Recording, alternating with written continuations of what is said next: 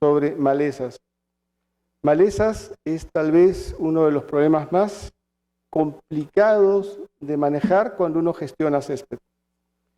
Cuando uno gestiona superficies cubiertas de césped y uno busca la pureza, por ejemplo, cuando trabaja con canchas de fútbol y necesita tener una cancha de fútbol con una base de bermuda o cualquier cancha, por ejemplo, acá tenemos lo de equitación, Eric está por acá, no te duermas, Eric, ¿no? Que manejamos una cancha donde hay exhibición de caballos de paso, o cuando manejamos una cancha como la de Lima Polo, acá tenemos a Antonio y a Carlos que nos acompañan de Lima Polo.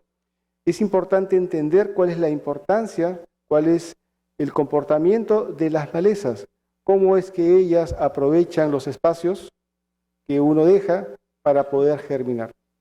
Pues quisiera invitar al ingeniero Jorge Tejada, que es uno de los expertos de la universidad, para que nos converse, nos explique, nos exponga ese tema. Malezas en la gestión del césped. Por favor, ingeniero Jorge Tejada, démosle un caluroso aplauso al ingeniero Tejada.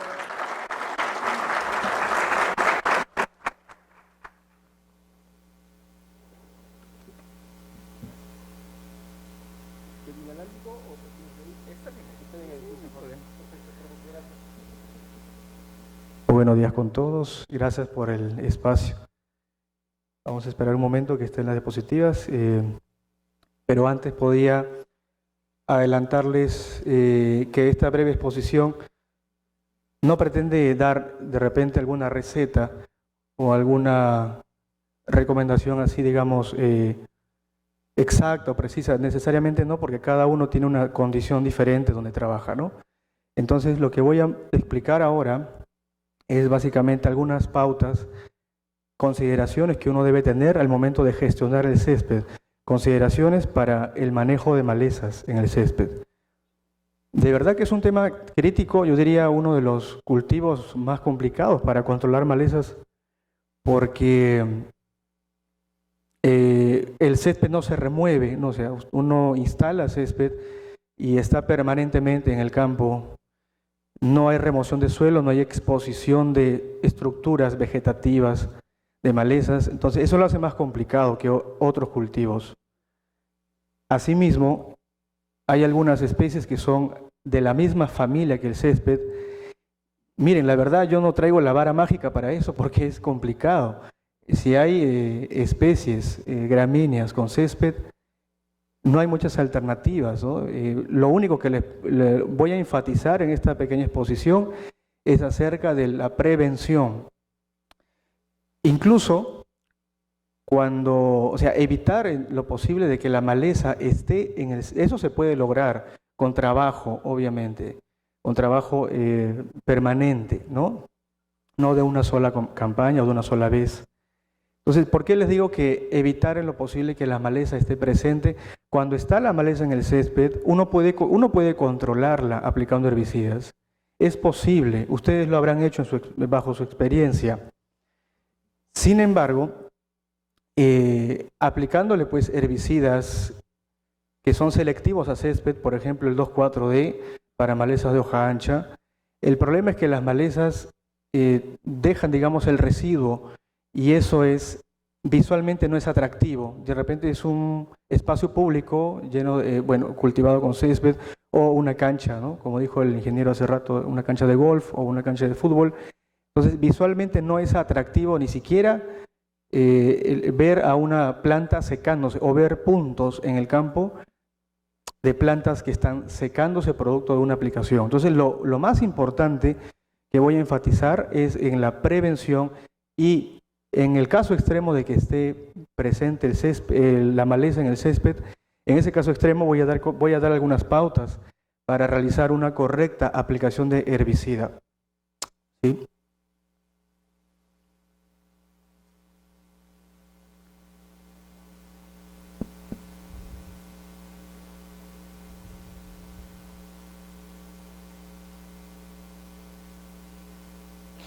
Lo que también podría agregar, ¿no? Bueno, mientras esperamos, podría agregar acerca de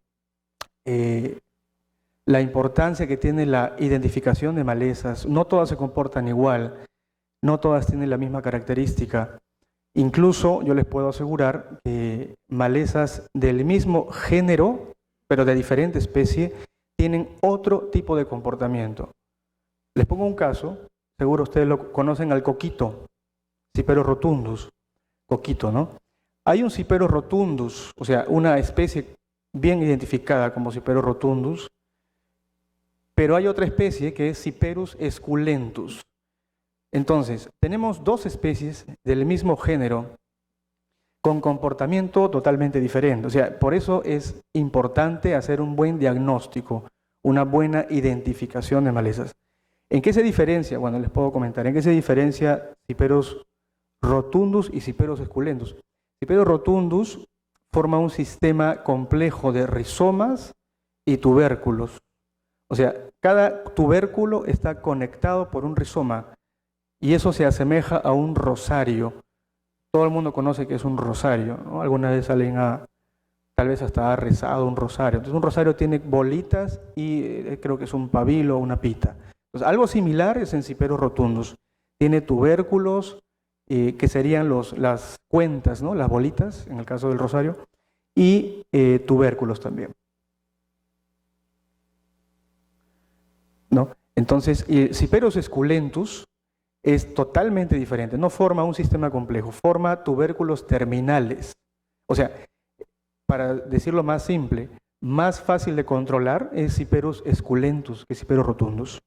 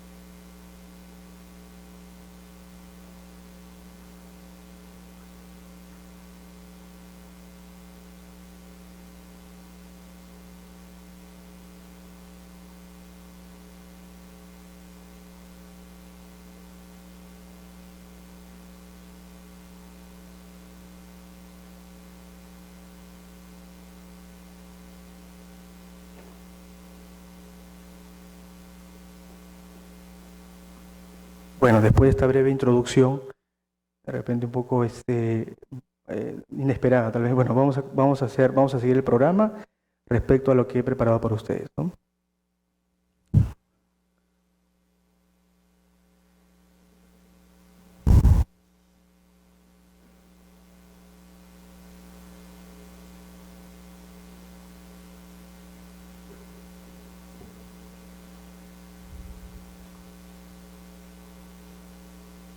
Una pequeña falla técnica por ahí, un momentito, por favor. La primera diapositiva, por favor. A ver, yo paso. Listo. Tenemos acá una breve introducción, vamos a pasar rápido esto, solamente para que tengan una idea en el tema de malezas. Son actualmente aproximadamente 30.000 especies consideradas malezas, y esas 30.000 especies es un pequeño porcentaje de todas las plantas que hay en el mundo, ¿no? Son 30.000 especies que son consideradas malezas. De esas 30.000 especies, 1.800 ocasionan pérdidas importantes, pérdidas económicas, y se va reduciendo la cantidad hasta 300 especies comunes en todo el mundo. Parece que no fuera un problema. He puesto esto porque al parecer solamente son 300 especies. Sin embargo, hay muchas especies que son muy agresivas y que, valgan verdades, bien ellas pueden ser consideradas solamente las más importantes. Miren ustedes, por ejemplo, este pequeño cuadro. Es de ese año, pero igual es un cuadro importante de las más importantes malezas en el mundo, ¿no? Las que ocasionan mayores pérdidas económicas en el mundo. Y para mala suerte de nosotros, o sea, bueno, y ustedes particularmente que trabajan en césped, muchas de ellas las puedes encontrar en tu campo. Por ejemplo, tenemos aquí la primera, ¿no? Ciperus rotundus, coquito, el pasto bermuda, la maleza, ¿no? Echinocloas, etcétera, Eleucine y Sorghum. Básicamente, como les mencionaba, aquí podemos comparar Ciperus rotundus como la especie más en orden de importancia, ¿no? La primera, y Ciperos esculentos en el puesto 16. Eso es lo que les estaba explicando hace rato, acerca de la diferencia entre especies que son del mismo género. ¿Cuáles son sus características? Brevemente, es una cosa simple. Gran capacidad de dispersión, fácilmente dispersadas por personas, por viento, por el pelaje de los animales o por la ropa de las personas. Prolificidad es una característica notoria en muchas especies, una gran producción de semillas botánicas, ¿no? El caso, digamos así, muy conocido es el de Amaranthus dubius. La literatura menciona que puede producir hasta 100.000 semillas por planta. Entonces yo les pregunto, no es el caso del césped, pero en el caso de otros cultivos, la densidad de siembra, vamos a decir, de maíz amarillo es 80.000 plantas aproximadamente, o 90.000 plantas. Entonces comparen ustedes, ¿no? Las 100.000 semillas, que son 100.000 potenciales plantas, versus solo 80.000 plantas que tenemos en campos sembradas de maíz. Tienen una gran vigorosidad también. Particularmente es importante aquí la vigorosidad que tienen las especies perennes, las que tienen o las que se propagan por estructuras como rizomas, estolones, tubérculos. Por eso yo les voy adelantando un poco la parte de control. Si usted tiene en el césped malezas principalmente perennes, sería inadecuado si usted aplica un herbicida preemergente, porque no las controla debido a esa característica, que tienen una, digamos, excelente vigorosidad, ¿no? Rusticidad, naturalmente, donde prácticamente no crece nada, crecen malezas debido a su rusticidad. Dormancia, esto también lo que la hace tan complicada de controlar, y por eso que usted siempre va a ver malezas en su campo, debido a esta característica de dormancia, porque no todas las semillas que bote, digamos, o caiga al suelo de una planta, de una maleza, no todas van a germinar. Entonces eso ocasiona de que la maleza, digamos, por así decirlo, se perpetúe, ¿no? Una cantidad germina, otra cantidad no germina debido a la dormancia y germinará en algún momento, ¿no? Precocidad, eso también es una característica importante. Densidad es básicamente relacionado con prolificidad. Una gran producción de semillas puede dar una gran producción de plantas y por eso gana en el campo, por superioridad numérica. Y una gran capacidad de extracción. Muchas malezas, así no tengan suficiente insumo, producen raíces muy profundas que pueden extraer tranquilamente nutrientes y agua. Otra característica de las malezas es la alelopatía. Es importante conocer esto porque las malezas no solamente compiten por el espacio y por los nutrientes, como siempre nos han dicho, sino también segregan sustancias tóxicas que no podemos naturalmente observar, pero sí se pueden comprobar con un pequeño experimento como este que les quiero mostrar. ¿Cómo se comprueba la alelopatía? Por ejemplo, tenemos aquí una especie, aquí arriba sembrada Bidens sulfurea, que es una maleza. Esto fue hecho en Brasil, pero vale de igual para cualquier lugar. Esta maleza segrega sustancias tóxicas de su raíz, ¿no? Básicamente exudados radiculares. Entonces, lavando o regando continuamente, van a lixiviarse los exudados radiculares y van a llegar a estos recipientes en los cuales tenemos sembradas plantas indicadoras. O sea, en otras palabras, quiero con esto decirles que estas plantas y otras malezas tienen sustancias tóxicas que reprimen el crecimiento del césped o cualquier otra planta. Este es un caso también importante. Bueno, también es un caso de toxinas, en este caso, que produce, en este caso particular, un cultivo que se llama tarwi. Y quería mostrarles acá, es un trabajo que no se ha publicado aún, pero miren ustedes el efecto de sustancias aleloquímicas en otras plantas, ¿no? Acá tenemos un testigo en la cual se ha aplicado solamente agua destilada, solo agua destilada. Se ha sembrado Bidens pilosa, que es una maleza, amor seco. Se ha regado con agua destilada aquí, el testigo, y miren ustedes, conforme incrementa la cantidad de toxinas, se ve que ya no, ni siquiera germina prácticamente en el tratamiento de mayor concentración. Solo para que tengan una idea de que las malezas también tienen esa característica. ¿Cuáles son los perjuicios que causan las malezas? En el caso del césped específicamente. Bueno, son plantas muy agresivas, o sea, invaden con suma facilidad. Cualquier espacio que usted deje va a ser ocupado primero por la maleza. Ya sabe por qué, porque es precoz justamente, porque es rústica. Entonces no hay que darle tregua prácticamente a la maleza. Ahora les voy a explicar más o menos algunas formas de control. Compiten por insumos, obviamente, ¿no? Lo que usted le aplique al césped va a ser obviamente también captado por la maleza. Y esto es importante, lo que mencionaba un poco en la introducción al inicio. ¿Afecta la belleza del área ornamental? Claro que sí, ¿no? Uno siempre aprecia, digamos, en un área, un lugar ornamental, puede ser un jardín, aprecia básicamente las plantas, las flores y el gras o césped muy bien cortado, pero pueden haber malezas que afean, digamos así, el panorama. Entonces, incluso cuando se aplican herbicidas también se ven manchas, como decía al inicio, manchas oscuras que son desagradables, ¿no? Y esto también es un caso que, bueno, he podido no lo he comprobado, pero sí me lo han comentado personas que trabajan en campos de fútbol, puede provocar accidentes también, ¿no? Debido a que son precoces, obviamente van a crecer más rápido que el césped y si no se controlan a tiempo, pueden formar especies de desniveles en el campo, lo cual puede ocasionar algún tropezón o alguna lesión tal vez en algún deportista. Rápidamente algunas malezas comunes. La lista es extensa, la verdad, pero debido al tiempo he seleccionado los que yo creo que son más importantes. Tenemos la pata de gallina, el Leucina indica, usted la conoce, pero sería interesante, como dije, no darle tregua e identificarla cuando es una plántula, o sea, cuando no tiene todavía esta inflorescencia típica que se asemeja a la pata de una gallina. ¿Cómo la reconocemos cuando es plántula? Acá tenemos una foto en la que se nota una estructura, esto que estoy señalando acá, se llama lígula.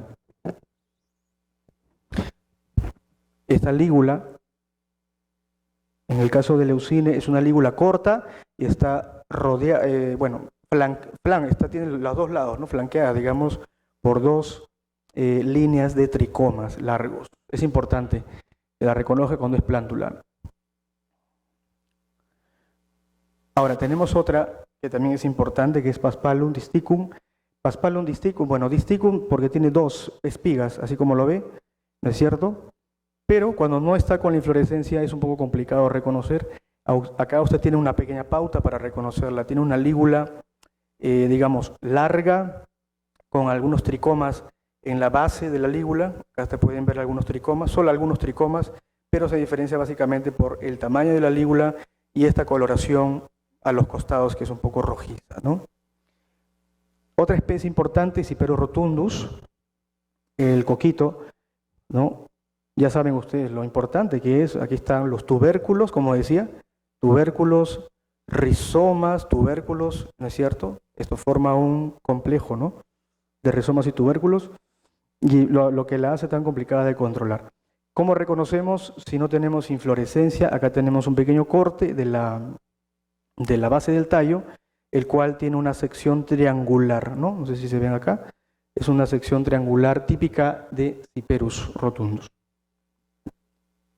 Otras malezas, por ejemplo esta de hoja ancha, yo diría relativamente importante, pero creo que controlable. Sobre todo las perennes son más difíciles de controlar. Las anuales podemos, creo yo, todavía hacer algo. Esta especie de acá, que es Picrosia, es una asterácea, es un poco complicada porque tiene una raíz muy profunda, ¿no? O sea, en condiciones de sumo estrés puede proliferar sin ningún problema esta maleza. Y a ver si la puede arrancar, ¿no? De raíz, es bien complicada de arrancar. Ahí hay que hacer un trabajo mecánico intensivo. Tenemos otra que también puede ser eventual en césped, es la grama china, Sorum alepense. ¿Qué es lo que la hace complicada? La formación de este sistema de rizomas, ¿no? Rizomas, extensos, profundos, que obviamente son el causante del daño permanente, de la infestación permanente. ¿Cómo la reconocemos sin inflorescencia? Tenemos acá una pequeña foto de la lígula que es alargada y termina en pelos, no exactamente pelos, sino se le llama cilios, termina en una especie de corona de cilios, ¿no es cierto? Y es una de las características para reconocer a Sorghum alepense. Vamos a hablar un poco del manejo. Esta parte era introductoria, digamos, general, lo que debemos considerar para hacer un buen trabajo de manejo integrado de malezas en césped. Algunas cosas que hay que considerar. Naturalmente tenemos un sinnúmero de especies en el campo, ¿no?, de malezas, pero hay que concentrarnos siempre en las más importantes. Y para eso hay que identificar correctamente las malezas, ¿no? Primero, conocer las especies dominantes y basarnos el manejo en esas especies dominantes. Ahora, no solamente basta conocer que tal maleza es tal especie, sino es importante tener algún conocimiento básico de biología de la maleza. O sea, conocer cómo se propaga, conocer qué condiciones le favorecen y qué condiciones le desfavorecen también. También consideramos, de hecho, en la extensión del campo, porque no va a ser lo mismo tener, pues, no sé, 100 hectáreas tal vez de césped que tener, pues, una cantidad menor. O sea, se puede gestionar mucho más fácil con mano de obra si tienes un área menor, ¿no?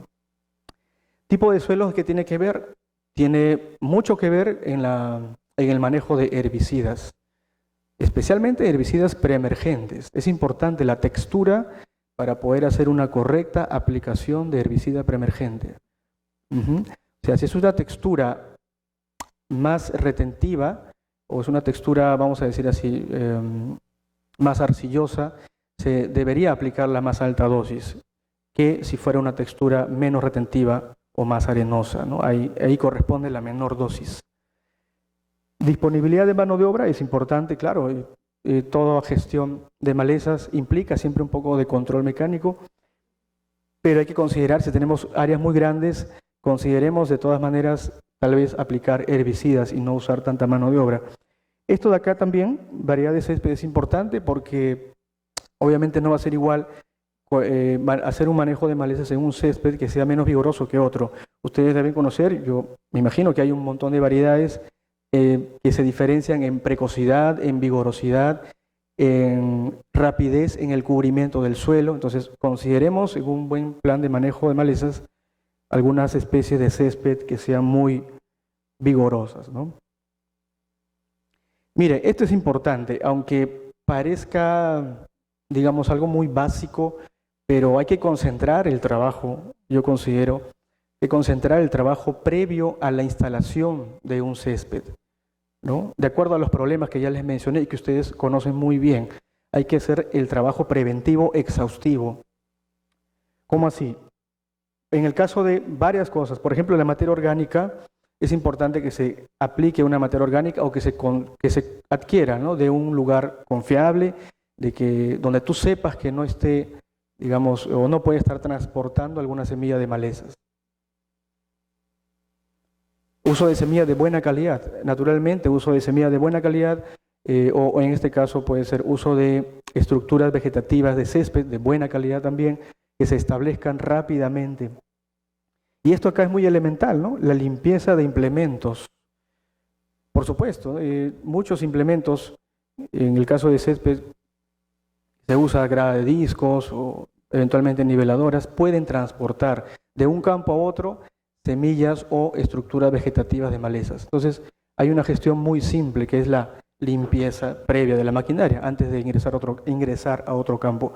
Acá les he puesto una foto y miren, es de una parte de una cosechadora mecánica, la cual ha sido limpiada exhaustivamente. Aún así, en la parte superior se puede ver algunas estructuras que son semillas de una especie que se llama convolvulus rosado, así se llama.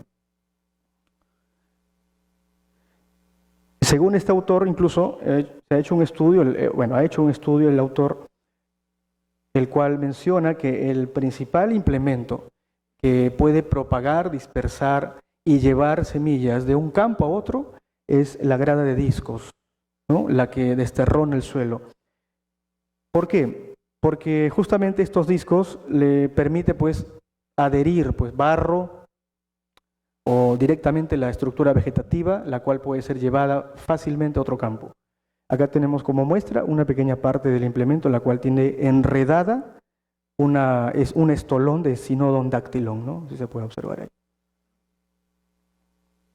Este trabajo también es bien bonito, está relacionado al anterior, es como una pequeña encuesta, digamos así, en la cual se tienen aquí en la parte de abajo diferentes partes de una cosechadora mecánica. No es el caso del césped, ¿no? No se usa, hasta donde yo conozco, cosechadoras mecánicas, pero en el caso, solo para que tengan una idea, qué tanto puede transportar una maquinaria. Acá tienes diferentes partes de la cosechadora mecánica y miren ustedes que estas dos del medio llevan la mayor cantidad de semillas. Acá dice número de semillas de convólvulos rosado.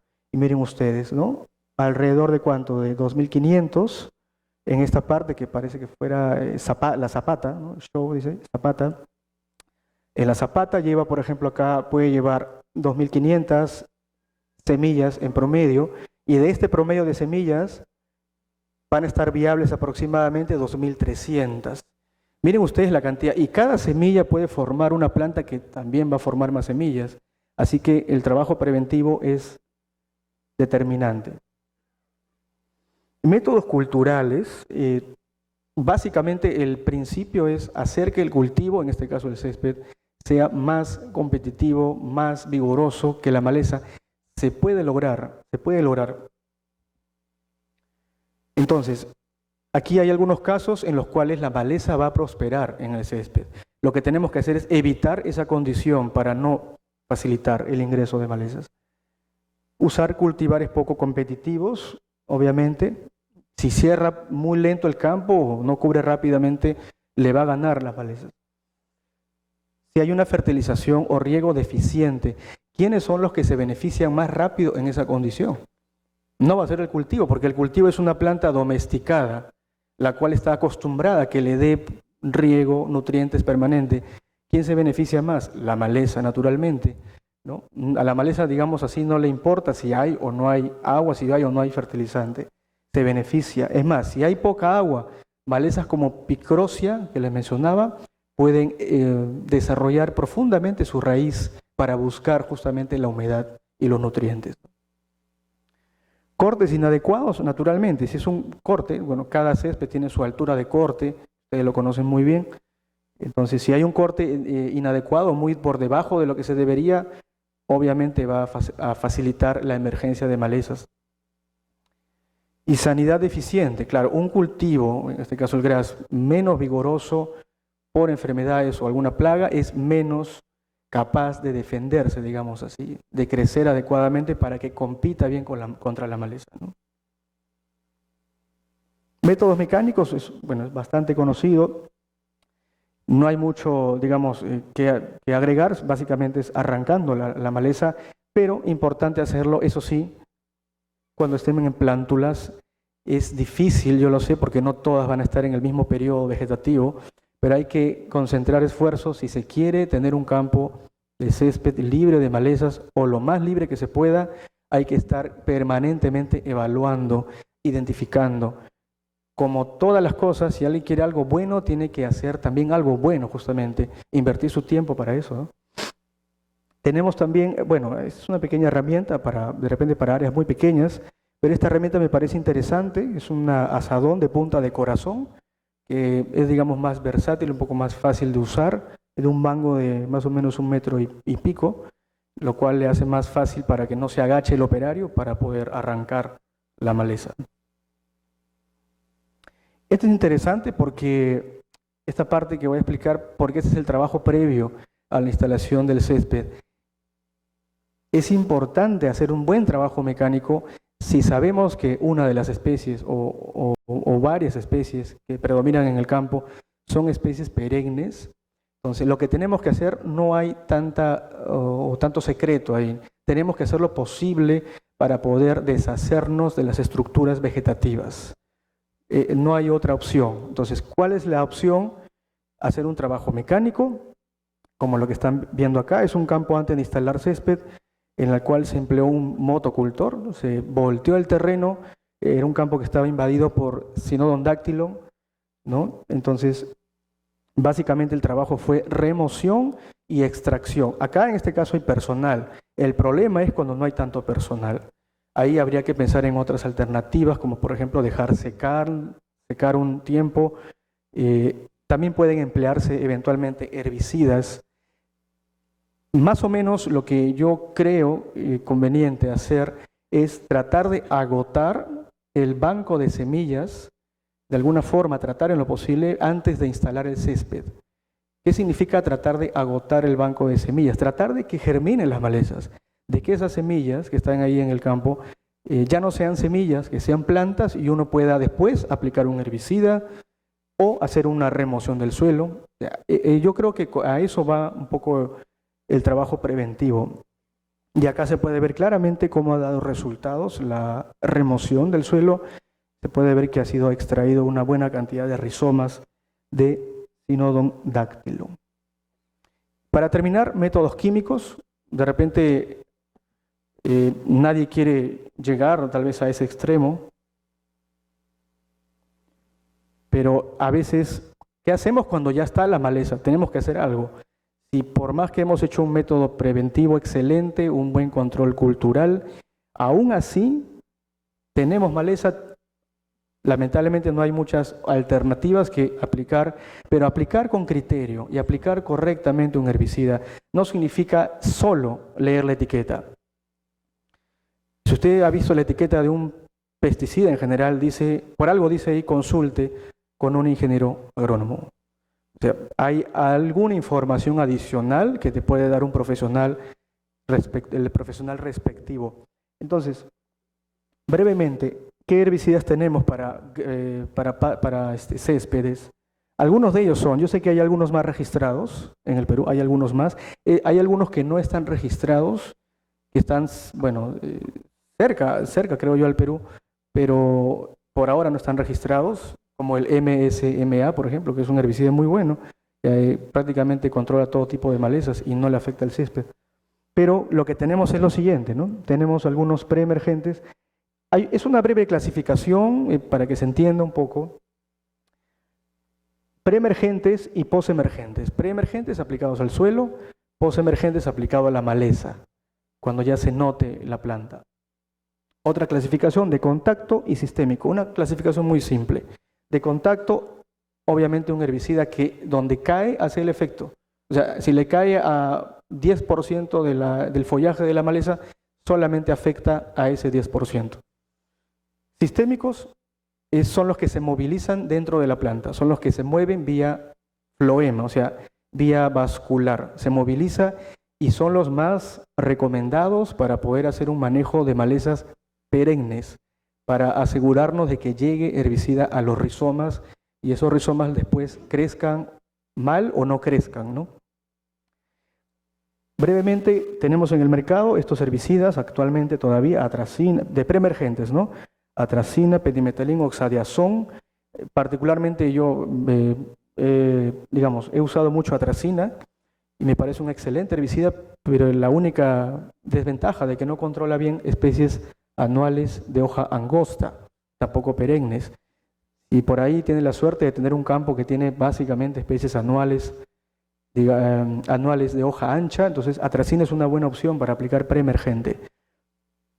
Pendimetalin es básicamente un graminicida, pero preemergente también, por supuesto. Y oxadiazón controla básicamente malezas de hoja ancha.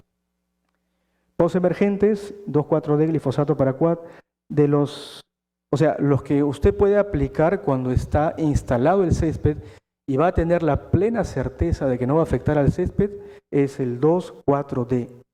De todas maneras, una buena alternativa cuando tenemos malezas de hoja ancha, anuales o perennes, ¿no? Entonces, es una buena alternativa para controlar esas malezas, ¿no?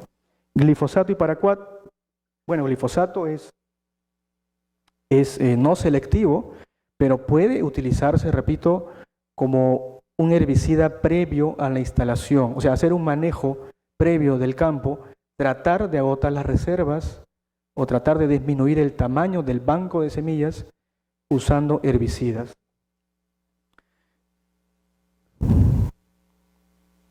Algunas recomendaciones importantes para usar herbicidas. Volumen de agua. Parecen cosas muy elementales, pero creo que vale la pena mencionar. ¿En qué caso necesitamos tener un mayor volumen de agua sabiendo el tipo de herbicida que usamos? Por ejemplo, si usamos un herbicida que es sistémico o de contacto, el volumen de agua varía.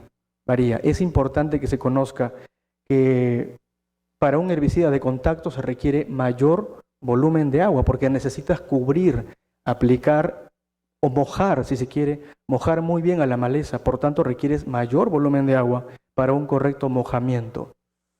Caso contrario sucede con un herbicida sistémico. Si tenemos un sistémico como glifosato, no necesariamente se requiere un alto volumen de agua. ¿Por qué? Porque como su nombre lo dice, sistémico significa donde caen las gotas en la hoja, se van a movilizar en la planta. O sea, no necesitas cubrir completamente toda la planta.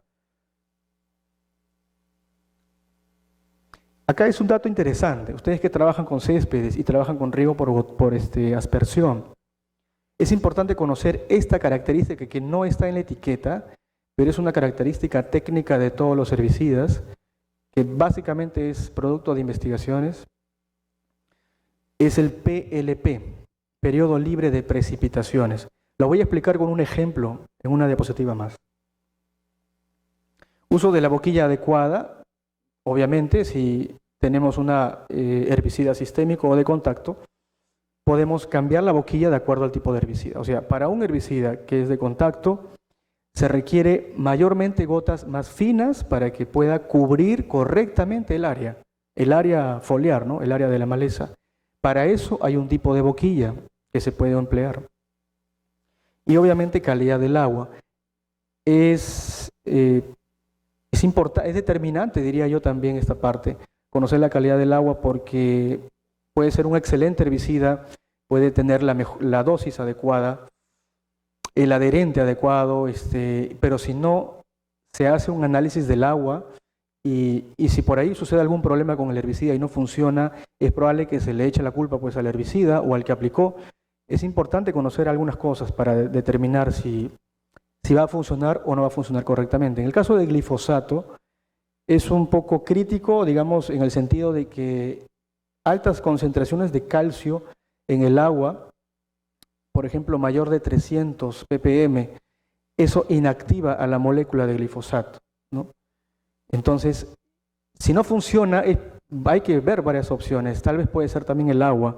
En ese caso, lo recomendable es que se haga un análisis de agua o, en todo caso, se corrija el agua, el pH, ¿no? Puede ser con un corrector.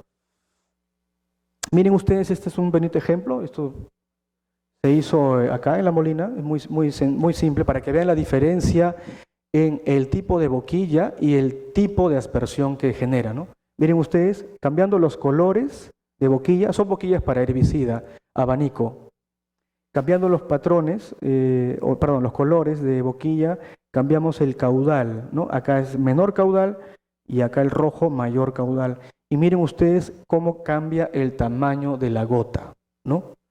Obviamente tenemos un tamaño más pequeño cuando tenemos un caudal más pequeño. O sea, si quieren verlo así, la abertura de la boquilla es menor, por tanto la pulverización es más fina. Y eso conviene para aplicar uno de contacto, por ejemplo. En el caso del otro extremo sería, ¿no? En el caso del rojo, que es un caudal mayor, tienes gotas más gruesas, ¿no? Y no hay una cobertura, si se ve acá en la cartulina, no hay una cobertura 100% uniforme, así que podría ser bien usado para aplicar herbicidas sistémicos. Y con esto, creo que ya termino con esto. Bueno, esta es la parte que les voy a explicar, el PLP. ¿Qué significa el PLP? El PLP es un dato que está expresado en minutos o en horas, periodo libre de precipitaciones. Es el tiempo que necesita el herbicida que fue aplicado, es el tiempo que necesita el herbicida para poder ingresar a la planta y llegar al sitio de acción y hacer el daño. O sea, en otras palabras, es el tiempo que necesita libre de alguna lluvia o algún riego por aspersión, en el caso de ustedes. No sé si me dejo entender esa parte, al final harán preguntas. Acá con un ejemplo. Tenemos aquí una maleza de hoja ancha, es una solanácea esta de acá, ¿no? Acá dice, herbicida fue aplicado para quat. Se aplicó a todo, excepto al testigo, obvio, ¿no? Hay un testigo el cual no se aplicó nada, ¿no? Testigo sin aplicar, pero a partir de esta planta para adelante se aplicó a todo. ¿Cuál es la diferencia entonces? Que fueron lavados en diferentes momentos, lavados con agua corriente, simulando una lluvia. En el caso de 0 minutos, eso quiere decir que se aplicó y se lavó de inmediato, no se esperó nada. En el caso de 5 minutos, se aplicó, se esperó 5 minutos y se lavó, ¿no? Luego se aplicó y luego pasaron 15 minutos y luego de 15 minutos se lavó el follaje. Y así de manera sucesiva hasta llegar a 2 horas. No sé si se ve la diferencia. Eso quiere decir que el PLP de Paraquat es 15 minutos. O sea, Paraquat necesita 15 minutos como mínimo para poder actuar. 15 minutos libre de cualquier lavado de hojas. Puede ser precipitaciones o puede ser riego por aspersión. Este dato, aunque no parezca, es muy útil. Incluso cuando podría ocurrir algún accidente, alguna cosa inesperada. De repente por ahí alguien se confunde y en vez de aplicar un abono foliar, pasa, aunque no crean, en vez de aplicar un abono foliar, aplican Paraquat a todo el gras. ¿Qué pasaría en ese caso? Tienes 15 minutos para despertar, 15 minutos para poder hacer lo posible, lavar por compresión, y si lo lavas en ese tiempo, en ese transcurso, no le va a afectar al césped. No sé si me dejé entender esa parte. Entonces, el caso es diferente si cambia el herbicida. En el caso de 2,4-D, prácticamente, mira, en 0, o sea, 0 quiere decir pues se aplicó y se lavó de inmediato.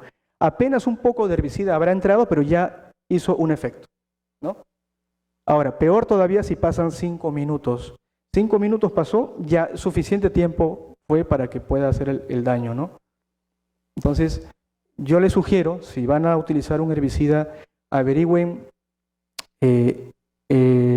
cuál es el periodo libre de precipitaciones, porque podría eventualmente salvarlos de alguna cosa inesperada, ¿no?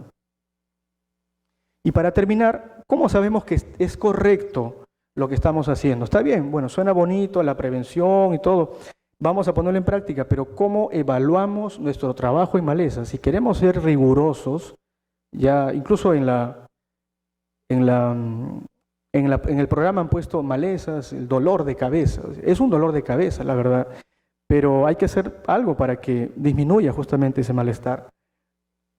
¿Cómo tenemos que hacerlo? Manejarlo adecuadamente y sobre todo evaluar nuestro trabajo, evaluar el método de manejo de malezas. Básicamente, para fines prácticos podemos evaluar esto, cobertura, o sea, para hacerlo más fácil todavía, evaluamos una cobertura inicial, con cuánto empezamos, y después de implementar todo el manejo de malezas, al final de un tiempo prudente, evaluamos al final la cobertura. Creo que se entiende. Entonces, si hay una menor cobertura o casi nada de cobertura, yo creo que sería un buen indicio de que ha sido un buen método de manejo. Obviamente hay que evaluar también esto, ¿no? Naturalmente no estamos digamos, descartando, ¿no? Hay que evaluar siempre si es un método factible, un método viable económicamente, ¿no? Puede ser un excelente método de control, pero puede ser muy caro. O sea, eso es cuestión de cada quien de tener que evaluar esa parte. Bueno, esto básicamente es una pequeña demostración de cómo se podría evaluar. Puede ser al azar, no recomendaría tanto porque se supone que si van a evaluar un antes y un después del manejo integrado, tendría que ser en el mismo punto de evaluación, para que no haya algún dato medio extraño, ¿no? O sea, hacer un muestreo sistemático implica colocar puntos de muestreo en lugares fijos y luego de hacer todo el manejo integrado, regresar a ese punto fijo y volver a evaluar a ver qué sucedió, ¿correcto? No hay una receta para decirle una cantidad mínima o máxima de puntos. Cada quien tiene que ver qué es lo que le conviene, porque poner, yo diría pues 100 puntos, no sé, por hectárea tal vez, pero es antieconómico tal vez y es muy costoso y mucho personal. Algo para terminar es esto, creo que ustedes están en la posibilidad, mejor es una evaluación como esta, ¿no? Una evaluación, una fotografía aérea, más sencillo. Una sola fotografía del área que ustedes quieren evaluar antes del manejo integrado y después. Una fotografía, bueno, puede ser con drones o puede ser con alguna imagen satelital también. No es nada del otro mundo, es muy simple. Y así ustedes van generando un historial de cobertura de malezas, van viendo cómo van haciendo el trabajo, ¿no?